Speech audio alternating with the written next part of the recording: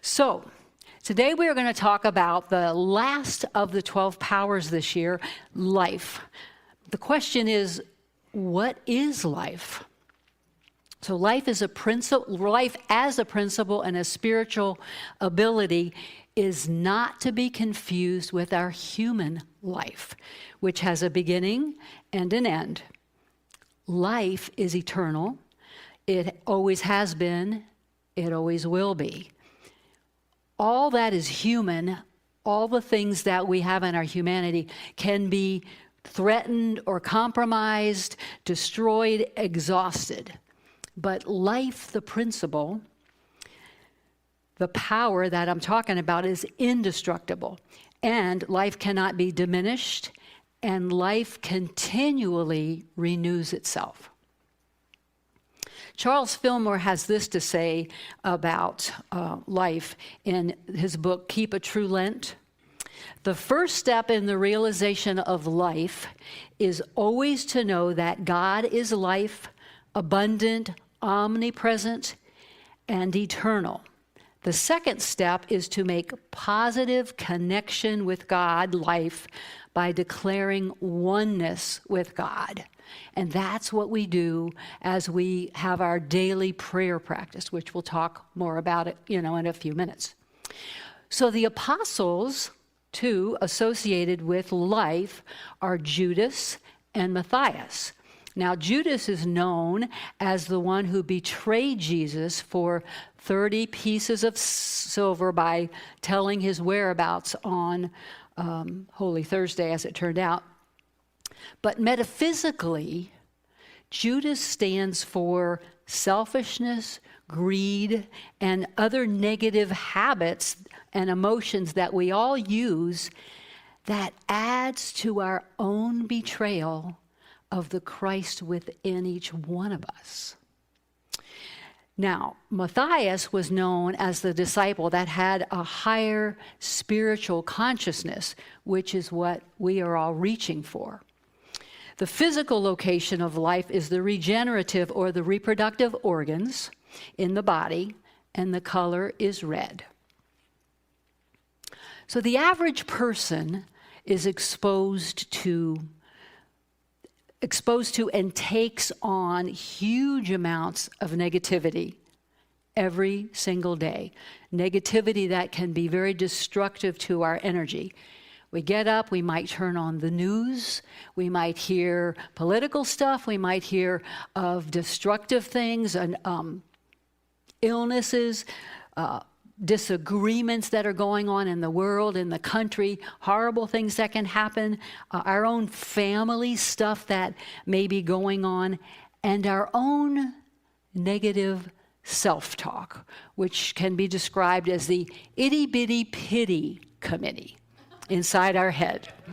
So I don't know about you, but what I've read and heard is the self-talk that goes on in our mind constantly. If we could count it up, the negativity far outweighs the positive. And so we may not realize that before we even leave the house in the morning, if we go away to a job, we've already bombarded or been bombarded with so much negativity that our energy is already depleted, somewhat. Even something as simple as calling to make a doctor's appointment and being on hold for 15 minutes, the irritation that happens, or driving out to work or school or whatnot. It can lead to a lot of negativity. And they don't have to be big things, little things that happen. Sometimes the little things, well, of course it's after a bunch of other things, can really tip the point where you just kind of lose it, or I'll talk about me, or not. But then we wonder why we don't have as much energy as we used to or as we want to have. Well, a lot of it has to do with this negativity that we are exposed to, and without getting rid of that consciously, we carry it and it affects our bodies.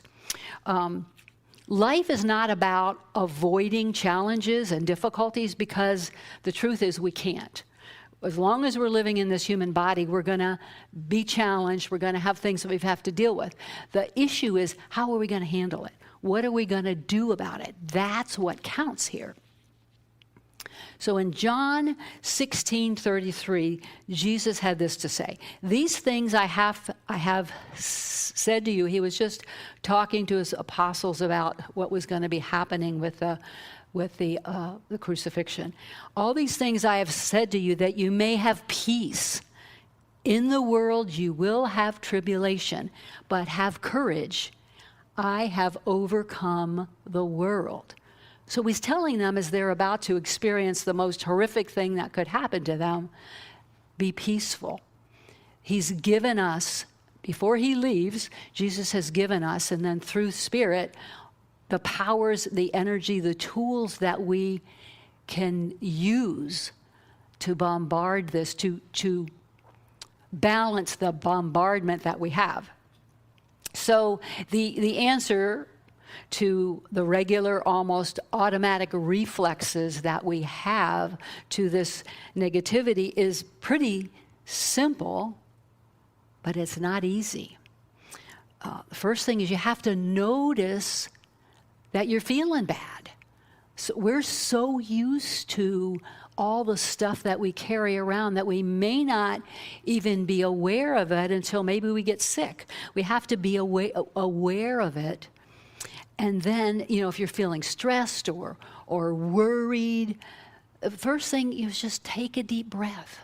Stop what you're doing. That breath can take you to Spirit immediately with just, it separates you from your emotions just enough that you can say, peace, be still, if you have the whereabouts at the moment to actually say that. Sometimes when we're in a place that we know we need to do something, we can play music. We can either turn it on, or if you are the type that plays music, play music. Take a walk outside. If you can't go outside, get up and walk around. Take a break. Breathe and let yourself calm a bit. Notice the trees and the flowers and the grass. Here in Florida, we have that beauty almost year-round. If you're up north, maybe you'll notice the snow or something that catches your eye that will take you off of what you're feeling at the moment. The key is to bring yourself back to that inner source of all good in our lives, God, to connect with that spiritual energy within us. It is deeper and finer and bigger than any human magnetism that these things can draw to us, or they draw us to them. This inner peace, this inner life is bigger than all of that. And we get ideas and thoughts flow, creativity flows when we can center ourselves. If you're one that has affirmations already written, or you know them, you can start affirming the truth of who you are, whatever you've gotten into the habit of doing. And if you don't have habits, then we need to work on those, and I'll mention that again in a few minutes. We are endowed with the power and the abilities to handle this stuff if we start practicing what it is. This is a lifetime process. It's not going to end. It's kind of like, I liken it to yard work, because what I like to do is get the yard, all the weeds pulled, everything beautiful, and be done with it forever. Well, in Florida, within a day or two, they're growing back. Things are different. And it's like doing the laundry or cleaning the house. It's a constant. We have to do these things on a regular basis. And sometimes we don't realize in our spirituality that's a must. It's a must if we want to remain peaceful or regain our peace, because we're going to be thrown off. That's just part of our humanity. But we have that within us that can pull us back. In John 10:10, Jesus also says, "A thief does not come except to steal and kill and destroy. I have come that they might have life and have it abundantly." The thief represents our negative, limited thoughts and beliefs, and that can steal our joy, weaken our faith, and destroy our zest for life. Those who cling to the ideas that our belief is limited and measured in years only and it comes from the body, which gets old, the body wears out, we get sick, and we're going to die. And some people think that's all there is to life. Now, the second part of the scripture reminds us that life is good. I should have a t-shirt on. Life is good. And that we can stay centered on the unlimited abundance that is always ours for good, no matter what happens in our life. It's a process that we have to work at again, like I said. So as we walk through life, it's so easy to get distracted by everyday things. Often, our spirituality takes a backseat because we're going along and we're doing it. It's like, I got this. And then something happens and boom, because we haven't been keeping in touch with spirit, having that constant reconnection with the God within us. And so, but we don't have to go through life that way. We can change our habits. Going through life on your own without God, I don't know how you go through life without having a spiritual connection, because all of us have been through tough things. And without God inside of me, with me, I don't know whether I could have gotten through what I've gotten through, or you too, I'm sure. It takes practice to stay centered. And you need to use gratitude and forgiveness all the time to be aware of the presence of God within us. There's a quote from the Course in Miracles, lesson 156, paragraph 2. "You cannot walk the world apart from God because you cannot be without Him. He is what your life is. Where you are, He is. There is one life, and that life you share with Him. Nothing can be apart from Him and live." Now, we can live our lives as if we don't need God, or we don't believe that God is part of our life. Many people do that. But I wouldn't want to be in that life. Once we know, the way I like to put it is, there's nowhere you can be that God is not. It's kind of reversed. Just know that you're always surrounded, enfolded, uplifted from within and without by the Spirit of God. And we call on that Spirit to help us. Otherwise, we're going to feel lost. We're going to see how difficult life can be. There was an extensive study done in the U.S. that found that the most productive years in human life are between the ages of 60 and 70. Just saying. The second most productive stage is from 70 to 80. And the third most productive is from 60 to 70. No, I got that backwards. 50 to 60. I was right the first time. The average age of ministers in the 100 largest churches in the country is 71. We got that covered, guys. But don't let age be an excuse for not doing what you want to do. Now, let me put a caveat on this, okay? We all grow up with the race consciousness, the consciousness that's passed down that tells us when we get to this age, your eyes start to go. We get to this age, something else starts to go, and blah, blah, blah, blah, blah. And unless we do something to say that's not true for me, we're probably going to accept that as true. And things happen. You know, if everybody in my family has had their gallbladder out, I'm going to have mine out too, right? Myrtle was a perfect example that we can change that. So if you've lived your life that way, it's going to take a while to change your life and maybe turn some things around. But we have what it takes inside of us to make some changes and to accept things differently. The power of life is like electricity. We need to learn to direct it. And we don't have to know everything about the 12 powers to use it. I've been studying them for years, and I sure don't know it either. But you know that you have them. You may have an idea where in your body they are or what you need. Call on the powers. They know what to do. They'll go right to work. And even if you don't know which one, it's okay. Direct the energy, if you do know, to wherever you need it in your body. If your feet hurt, send the energy there. If you have muscle pain, send it there.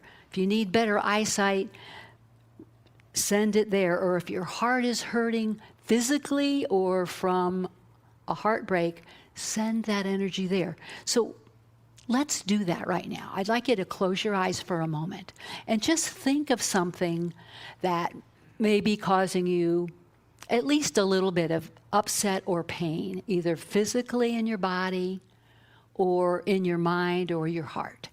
Just one thing, okay?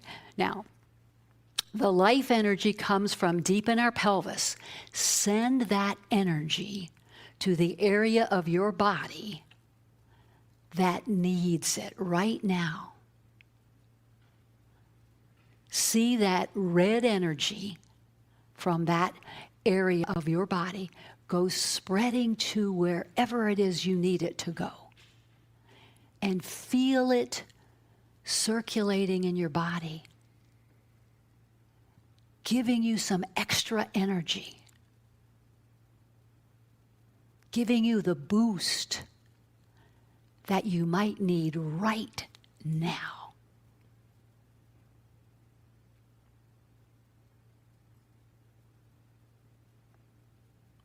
Just feel it for a moment. There is a visceral response. If you're not that in touch with your body, you may have to work on that. But your body responds. You can open your eyes now. Your body will respond. That's all you need to do. Send the energy there. Just ask for life. Ask for more energy. That's directing it. There's another part of, it's a different part of a study, but a study in the New England Journal of Medicine done in 2018 found that at age 60, you reach the top of your potential, and this continues well into your 80s. You're safe. I think we're all safe. We're all covered here. All this to say that age alone is not a reason for our health to break down or our abilities or our strength or our mental capacity to fail. I attribute these kinds of things to the numbers to the life flowing through people when people can perform at the top of their game in these ages, it's because of a spiritual connection. They may not even be aware of it, but it's because we've got the connection, because spirit isn't a God with a religion. It's this vibration of energy that we can all tap into. And people tap into it very many different ways. But the people that are living full lives have tapped into this one way or another. So I have a dear friend, and many of you know her as well, Nancy Crane. Now, Nancy is a senior licensed teacher here at Unity Orlando and has been for some time, who is retired now, mostly. She's an incredible woman, And I will tell you some of her accomplishments and activities in a few moments. Many of you know a lot of what Nancy has done. But what I'm guessing you don't know is that when Nancy was as a child and as a young adult, and even up till now, Nancy is highly allergic to many, many things, foods as well as environmental things. When she was in her 20s, she got so sick and so weak that she literally had to crawl on her hands and knees to get to the kitchen to get food. I was talking to her about it yesterday. I said something about being in a wheelchair. She said, I wasn't in a wheelchair. I had to crawl on my hands and knees. I said, well, that's pretty much the same thing. Not really, but I mean, literally, that's what she had to do. The doctor that was trying to help her, because some of her, this was years ago before a lot of the allergens were found out, that was trying to help her, limited her to 6 foods alone for 2 full months, and she had to be out of work for a whole year. She was devastated. She was devastated. And yet, she was determined to find another way. Nancy is a teacher by choice. She taught high school and college, and she attained her master's degree. After she got through this bout in her early 20s, she did pretty well for a while. Then in her 50s, Nancy had an anaphylactic reaction to something and became very, very ill again. And among other things, Nancy came out of this, what she called and described as a brain fog, where things were just not clear and she couldn't remember things, and it was really tough for her. Now, Nancy had been brought up in a traditional Christian church, and during this difficult period in her life, one of her friends said, come with me to Unity. So she went, and she sat right in front, and the minister that was talking that day spoke about a woman that she was working with that had had all of these physical ailments, very similar to Nancy, that this woman's name was Nancy, and she didn't know Nancy Crane, and that this woman was suicidal. Well, that ripped Nancy to the core because she too was suicidal at that point in her life. So she went to see this minister afterwards, and the woman worked with her for quite some time. And Nancy was able to, with spiritual work, with tons of work, move through that. She had to deal with the demons that she had, the demons of fear and frustration, and to receive her healing, which she did. And then she went on to become, this was all because of the spirituality that she was working with, learning about, hearing for the first time, the Christ within.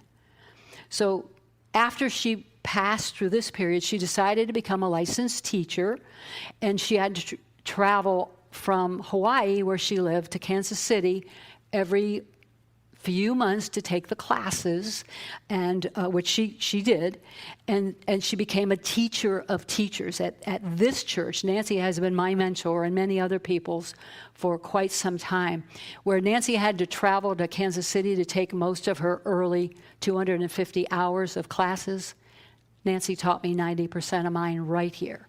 So things have definitely, of course now a lot of it's online, but Nancy as an adult, after all these horrible things, she's traveled the world extensively, over 80 countries she's been to, taking her love for life with her and bringing back many examples of God's grace and miracles from all over the world. At the age of 89 now, she has modified her activities a little bit, and she has been our #1 in the prayer chaplains. Did I drop something? For making the prayer blankets that she makes for us. We give them out to the prayer chaplains, and they've all been blessed. to people who want them, who need them for various reasons. Nancy makes probably 99% of our prayer blankets. And when COVID struck last year and a half ago, and she was confined to the house like a lot of us were, she started making masks.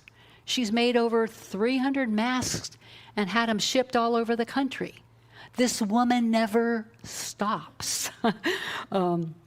She's taking martial arts now to keep her body in shape. She's come a long ways even now. She had some weakness again. She's moving along through there. I would say she's done quite well for herself. So why am I telling you this? Why? Because I want you to realize that we have a real life example in our midst, someone that we know that has come across minor and major challenges in her life and has moved through them and continues to help other people do the same as she serves God in so many ways wherever she goes. She is quite an example and an inspiration to all of us. And I think Yoda might say, the life force is strong with this one, for sure. So I've got a couple of steps that I'm giving you. Of course, I have to do this. Reverend Bob just teaches us.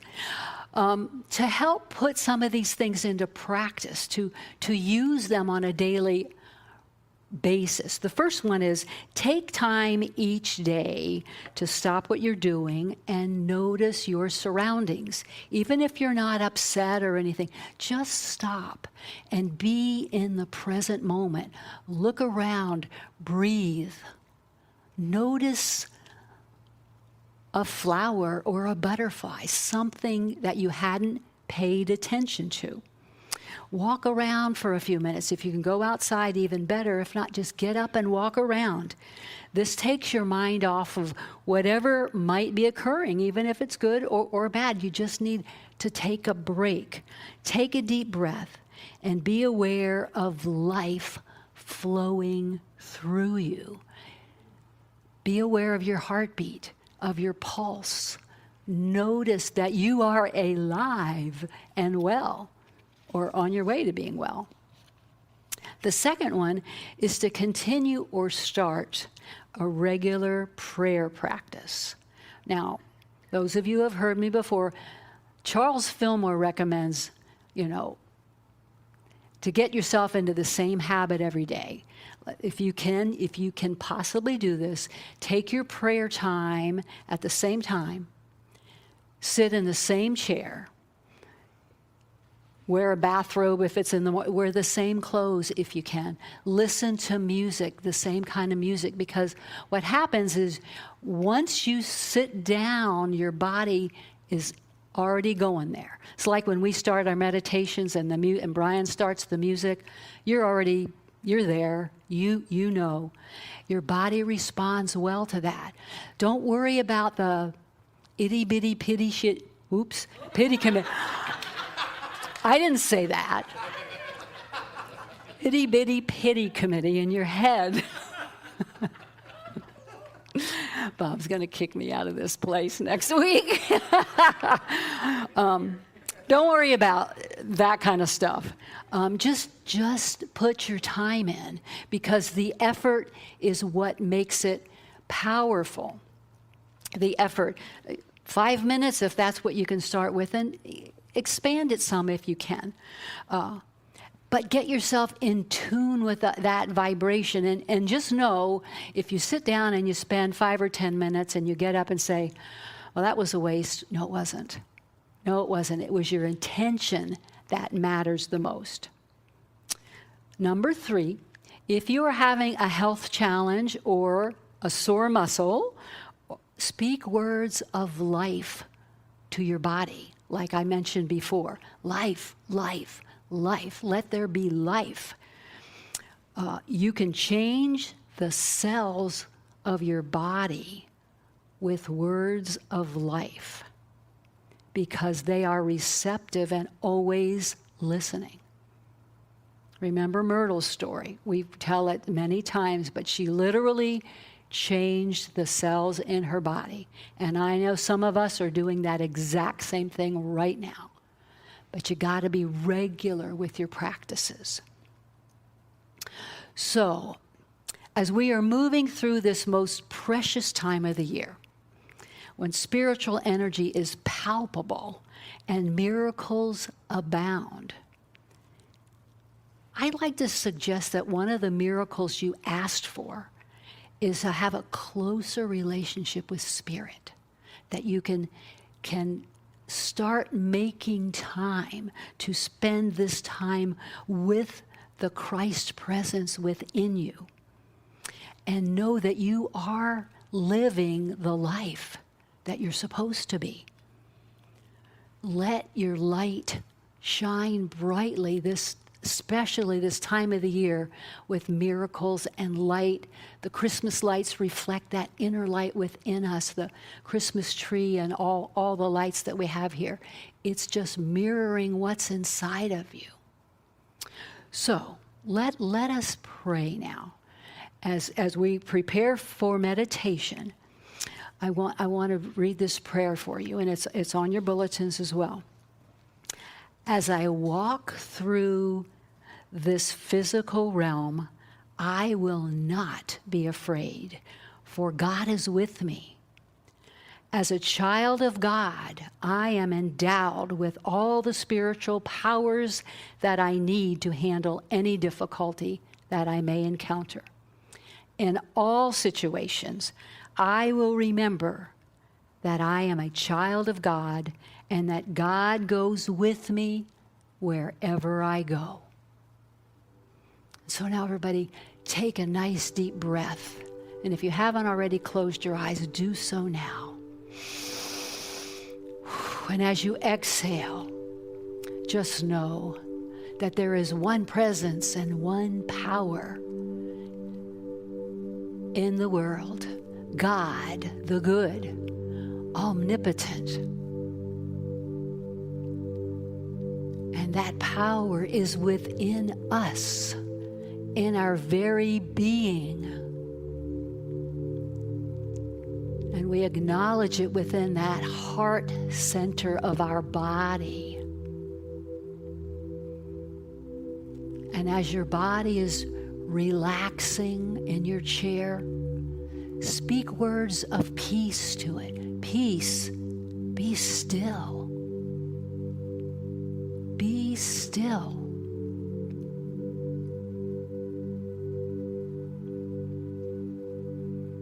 And so now imagine this golden white light descending into the crown of your head, down through your head to the front part of your forehead where the conscious mind resides.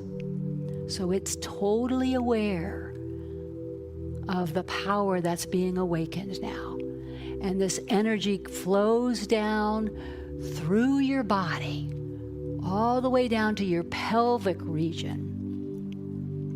This vital force energy that is there now turns into a bright red color, and it rises up, flowing through your spinal column, all the way up. And it spreads out to the thousands of nerve cells in your body, out to every organ and tissue. In each cell is life, substance, and intelligence. And this red, beautiful energy is filling your body, revitalizing, re-energizing every part of you. This energy we can call on always to help us become stronger, to energize us, to awaken within us that vital life that is there that perhaps has gone dormant because we didn't know it was still here.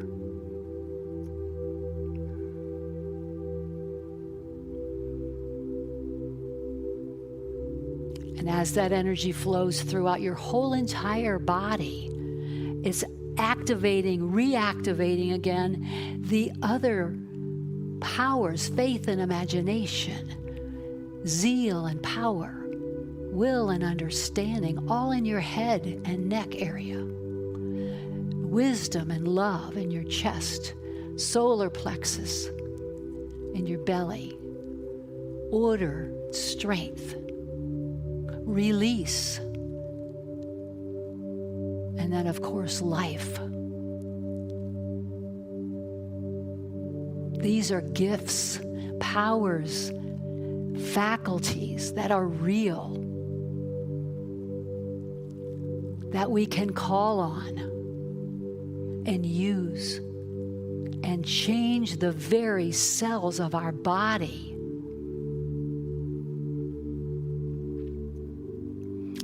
I am a part of the essence of God. I am a part of the essence of God.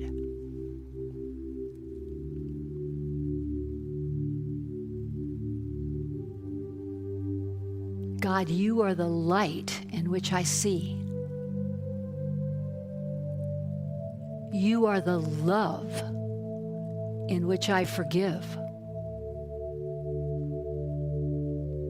You are the strength in which I trust. You are the mind with which I think.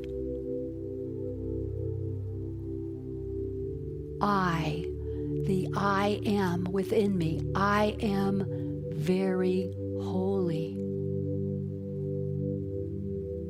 Allow that to sink into your mind and body. We are very holy.